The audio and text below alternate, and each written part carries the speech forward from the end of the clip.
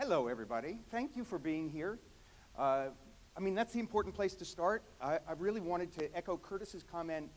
It's really exciting for me to see how the Guild itself has grown in the last few years, the changes. It looked really different like 6, 7 years ago.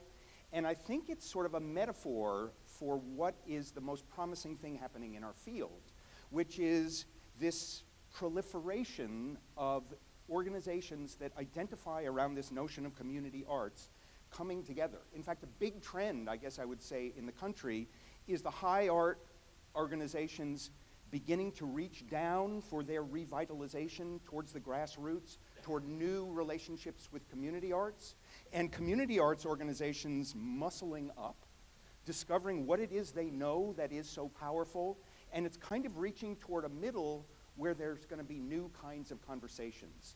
So I wanted to acknowledge both the richness of the culture that is represented here in the room, and thank you for your willingness to step forward and be part of it, and to take the challenges I am about to push your way in the next 20 minutes to kind of urge you for more. Let me give you a little map of how we're going to spend this time until 11:30.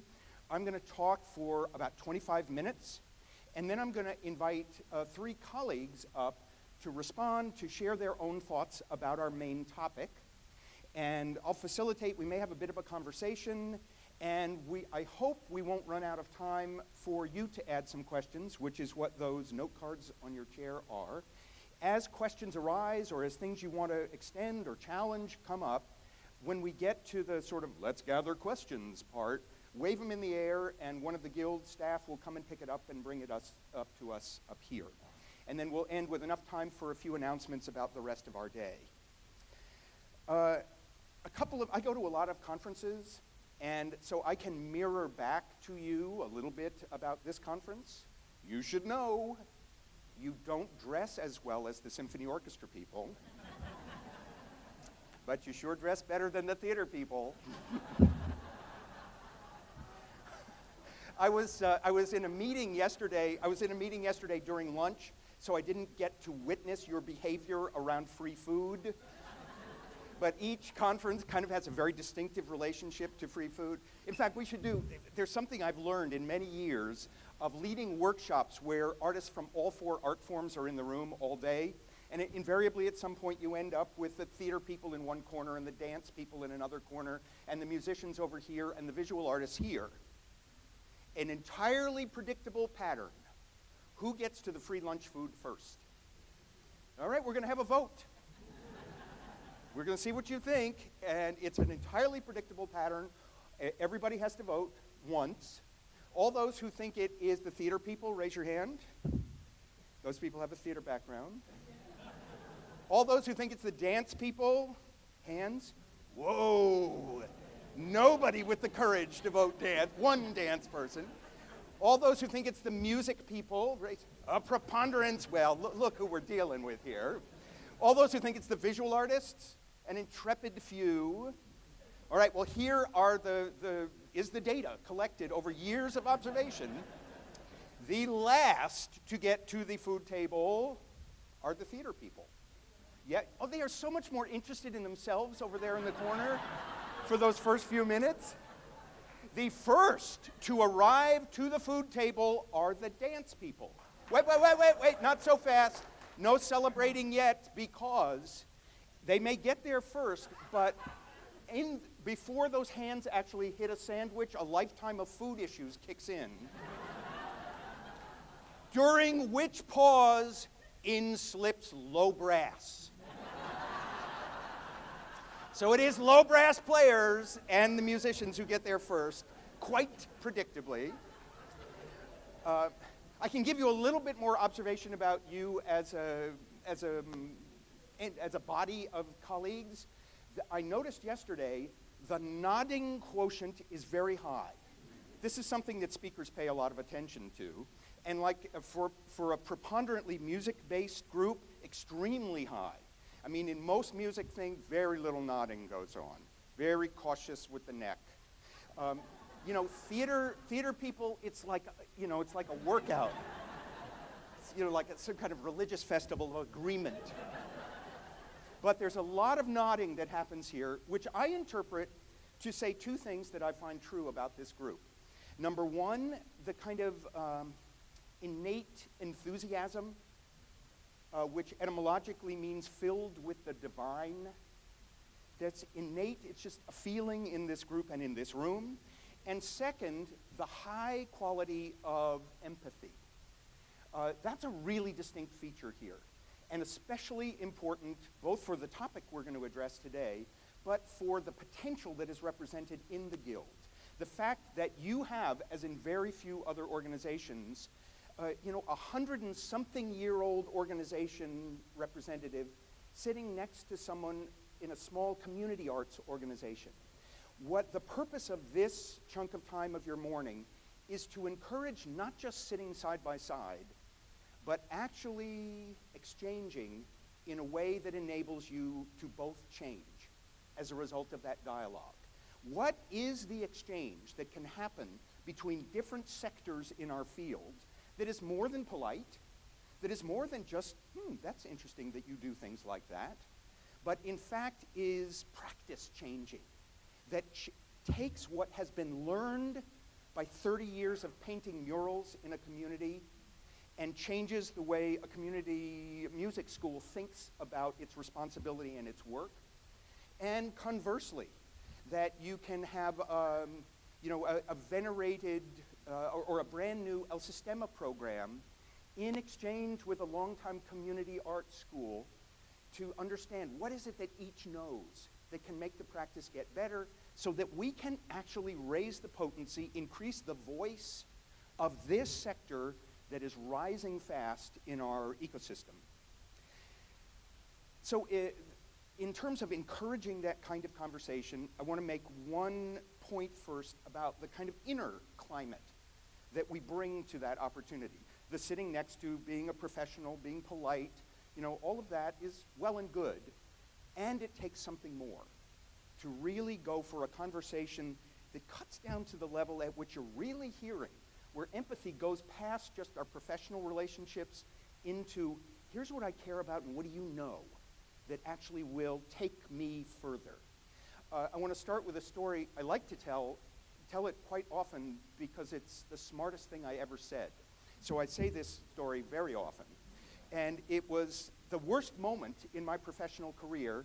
I was being interviewed on a morning talk show, and so this peppy young woman said to me, Eric, we're just about at the end of our interview time, so could you wrap up this interview for us, live on television, mind you?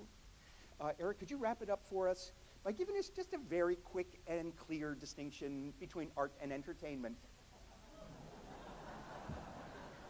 Thank you for that laugh of empathy, because I swear the crap that poured out of me for 2 minutes was a humiliation to humankind.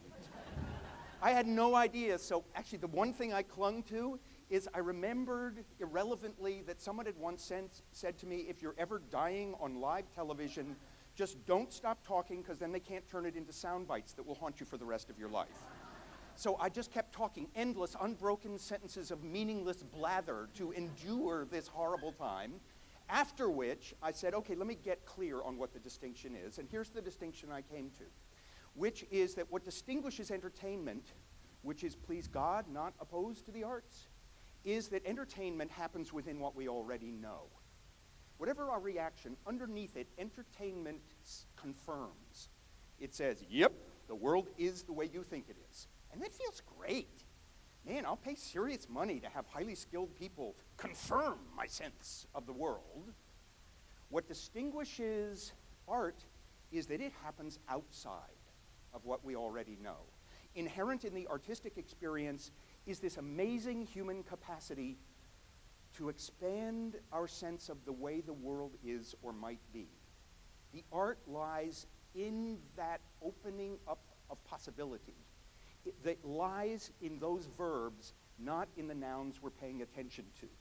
And so I want to invite you to bring that artistic self that got you into this career into the conversations you can have here with colleagues from very different kinds of organizations and outside of here, as we'll hear from our panelists, conversations that happen out in your field of play where we can really learn. It's starting to happen in our field. I have said for 30 years the biggest problem the arts have in connecting to communities is lousy listening, just not hearing. Filters of convenience. How do we manage a real partnership, a real relationship, real learning? And it is that artistic part of you that can enter a new world and discover it on its own terms and take meaningful things away. That's the skill you need to bring to those conversations. At the 2008 National Performing Arts Conference, some of you may have been there, the keynote speaker, I was the designer of the conference, and they picked a keynote speaker over my dead body. They picked him anyway. Jim Collins, the business guy, I thought the last thing that the largest gathering ever in the performing arts needs is a business guy telling us what to think as the keynote. He was fantastic. And his key message was, in a time of travail, which is pretty much how we are feeling in the arts learning ecosystem at this point, it's a stressful time. In a time of stress, there's two things you gotta do. Number one, you gotta get the right people on the bus. And we may have the right people, but the challenge there is the right people having the right kinds of exchanges. So it isn't just good people. It's good people that the internal culture of the organizations is open, empathetic, listening, that they are learning institutions. And the second thing he said is you must pull back to your most core values and experiment boldly from there. And I could just hear the ears start to close when he said, oh, and by the way, this is to all the big arts organizations in the US, he said, you know those artworks you love to produce? Those are not your core values. You know, that's the way you've been currently experimenting, and that's exactly where you need to experiment boldly by pulling back to your core values, which is the very reason the arts live in communities and have for 30,000 years, or as more recent archaeological research suggests, 350,000 years, beating the wheel by 330,000 years. The arts have been the way that communities accomplish their basic needs. So I invite us to pull back to the very reason arts brought us into the field, the very reason that a meaningful conversation moves more than just a perfunctory conversation, and why people come into our buildings. So to pull back to that and learn from one another to, in this time of challenge, get stronger as a field and borrow the best ideas from one another to get stronger so that as an economy and as a culture gets ready for our reemergence, we come forward stronger. I got to be the person who said this at a national conference. I'd listened for 3 days to a gathering of Americans for the Arts and NASA, the National Assembly of State Arts Agencies, hundreds and hundreds of suited people for days of talking. And I got to feedback at the end, here's what I have heard, and I brought a gavel for the occasion. And I got to say, thump, thump, thump. The era of art for art's sake is now officially closed. It was a 200-year idea and experiment that became a 50-year exploration in the US, where we believed that just making the arts with focus in the arts could make better art, could make better lives for artists, could open the arts up into the lives of communities. It is a 50-year experiment that did not work. And we closed that chapter, allowing art for art's sake to be part of the larger truth of art for many sakes that had done pretty well for the previous 30,000 years. And embracing art for many sakes, and here's the key piece of it, does not mean crappy art. There are many kinds of excellence, and this is my urge to you, this is the group that needs to illuminate that truth, that there are many kinds of excellence, And art for many sakes revitalizes the whole art sector, and that's why you have extraordinary programs like Carnegie Hall going into communities to learn from them to revitalize. It's why you have David Lappin, who we're going to hear from in a few minutes, the executive director of the Community Music Center of Boston, this venerated old institution, saying the sentence to me on the phone the other day, we need to look outside ourselves to reinvent ourselves. So this is the vital invitation of our time, is to illuminate the power of art for many sakes, and at the same time not letting it be felt or said or thought that means second-rate art. I think that's the big national experiment at this point. I'm going to do something now I've never done before. And no, to the guys on the sound crew, it's not streak my own speech. It is offer a PowerPoint. Please imagine, for those of you who know me, this is the equivalent of getting an email from Sasquatch. I have never made a PowerPoint before, and the one I did make pretty much sucks. It's really boring to look at, but it was a quick way to gather a set of ideas that I wanted to toss in the mix, not as important new ideas, but to stir the mix of new ways about thinking about our ecosystem. So I've created this set of ideas that I'm going to move through fairly quickly because it's so awful to look at, and leave it really at that, just as a way to kind of enrich the conversation. There it is. So this is, yeah, right. So this is where we start. This is some thinking I did in 2010, where I was saying, what if the world that teaching artists work in was not conceived by the kinds of places they work, kind of a geographical definition, or the ecosystem landscape were not defined by, job types, but in fact were defined by the threads, the purposes, and it could cut across what are the usual silo boundaries. So let me just take you a quick trip through this, and then I've created another set that we'll go through quickly also. So the first is to teach about art.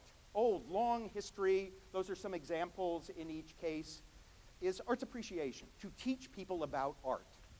A second one is skill building. You know a lot about this. Skill building within an art form. Teaching people how to find the pleasure and satisfaction within an art form.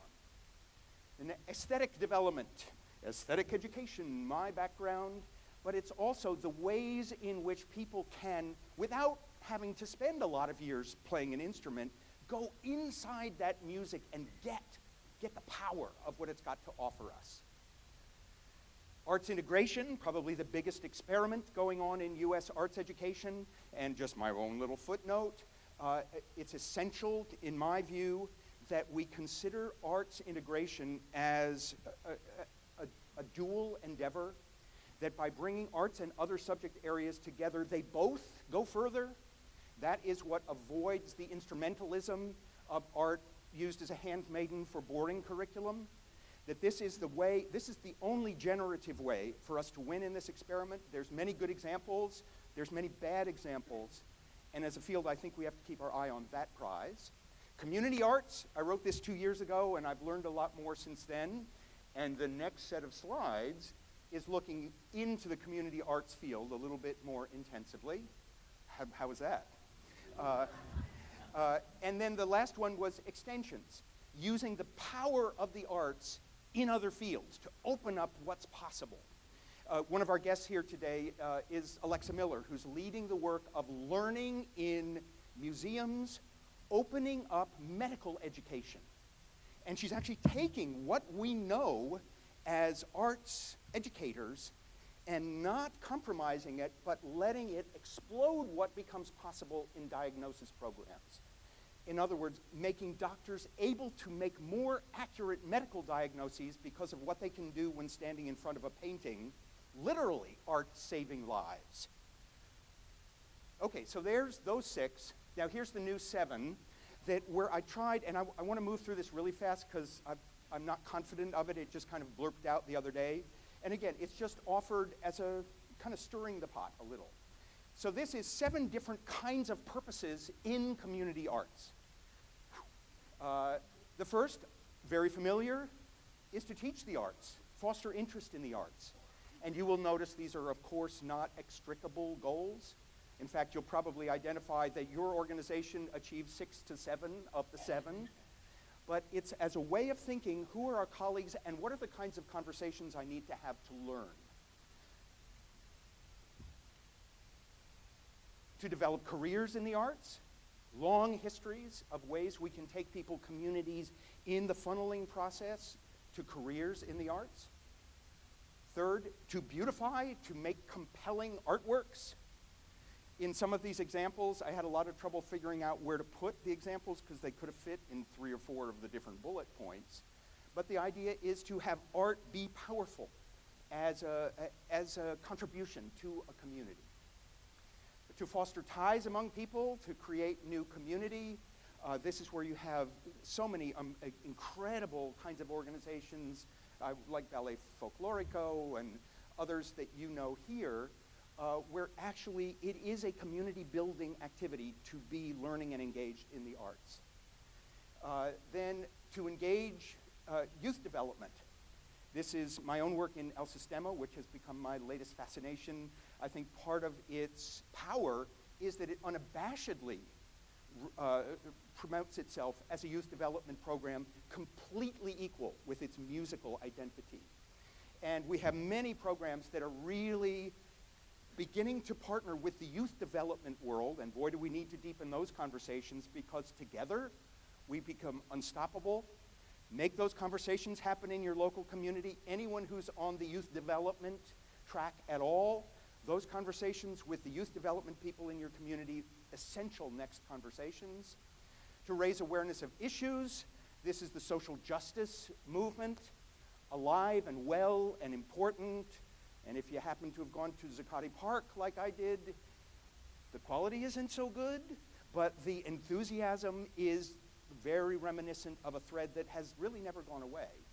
And finally, to the therapeutic thread, where we have the creative arts therapies and creative aging, which I mentioned to a group yesterday. I just wanted to acknowledge the significance of the creative aging movement, which has now become by far the leading sector in producing compelling research data that actually has purchase in federal agencies.